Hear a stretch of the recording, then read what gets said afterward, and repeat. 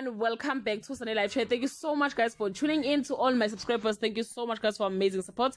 And if you are new, you are welcome. Please don't hesitate to press the subscribe button and notification bell so that you don't miss any of my upload. Guys, I'm back again with Mzansi Sophi story. Today we are talking about Imbewu, the seed. I know that you are tired of Thokozile's fake death storyline and you are not alone. This time I think they will end her character for good. Guys, I mean there is nothing left for her as she was linked to Ngolosi, who his character was killed long time ago.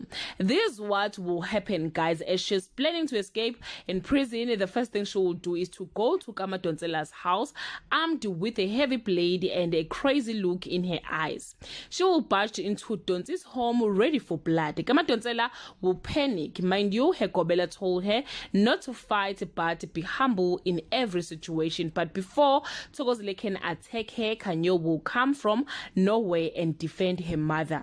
She will hit Thokozile's head with a shovel and leave her unconscious in a pool of blood. They will both put her into a refuse bin and bury her. Not so long, the police will come looking for Thokozile, who escaped from prison. Hiding, they will keep an eye to the house in case Thokozile comes back.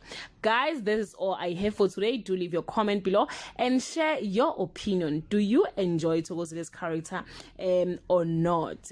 Bye.